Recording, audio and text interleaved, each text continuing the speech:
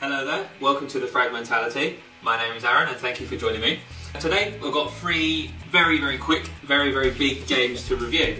First of all, I want to talk about Luigis Mansion 2 on the 3DS. Really like this game. If you were a fan of the GameCube original, then you will definitely love this. If you've got a 3DS and you've been a bit bored of all the lack of good games for it, this is the game for you. You play as Luigi, you explore lots of haunted mansions, looking for your brother Mario, and you have to basically suck up ghosts in a vacuum cleaner, but you also explore different types of mansions, solve puzzles, collect valuable gems and gold and rubies and things like that. The game is sort of split up into sort of 20-minute levels, which work really well. It's always something new to see, something new to find out, so it's very good. It's got a brilliant multiplayer mode online as well, so I'd give it a 9 out of 10. The second game is Injustice Gods Among Us. This is a beat 'em up with characters from the DC universe, so you've got the main characters are sort of Batman, Superman, the Green Lantern, stuff like that. I'm not really a fan of DC Comics, but there's a lot of characters in there. Some of them I've never heard of,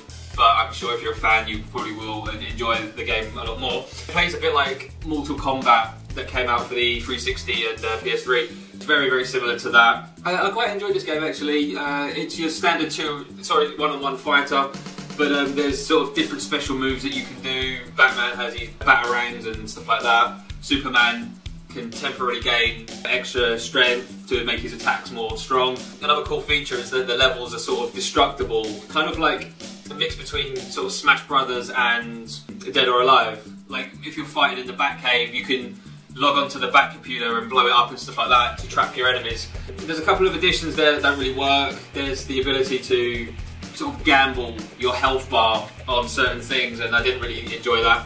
But you know, it's a pretty good beat 'em up game. You know, get some friends and to play it with you, and you'll have a good laugh. I give it a 7 out of 10. It's a pretty good game. And finally, the big one is Bioshock Infinite. I have been looking forward to this game for so long, and I'm very sad to say it didn't live up to my expectations. Not gonna lie, it's a very good game, really good game, but it just didn't blow me away like the originals did. The setting is amazing. It's set in like a floating city in the sky, which is themed like a 1960s, 1950s America. I really enjoyed the architecture and stuff like that. For me, the things that let it down is a lack of atmosphere. Bioshock, the original games, are underwater and it was very scary. This game's in the sky, it's very light. You fight human characters, and for me they just don't have the same impact as the splicers did in the original Bioshock. There's a lot more sort of gunplay, you get shot from afar and things like that. The best things in the game are obviously the power-ups, the tonics you can get. You can sort of set fire to people and push people with water, and you can attack them with crows so their bodies are like pecked to death. You know, really cool stuff like that. And the storyline is really good too. The ending's not as good as everyone's saying it is. Sadly, the graphics are really outdated. It's starting to show its age, but personally I was more impressed with the architecture and style of the game than the actual graphics themselves. It doesn't have a multiplayer mode. It does have, you know, a pretty long campaign. I sat through it pretty much in two, 3 long evenings because I wanted to immerse myself, and I played it for hours and hours on end, so it's really immersive. It's not as good as the originals for me, but it's still a really good game, so I'd give it an 8 out of 10. So there we have it, Luigi's Mansion, 9 out of 10, Injustice, 7 out of 10, and Bioshock Infinite, 8 out of 10.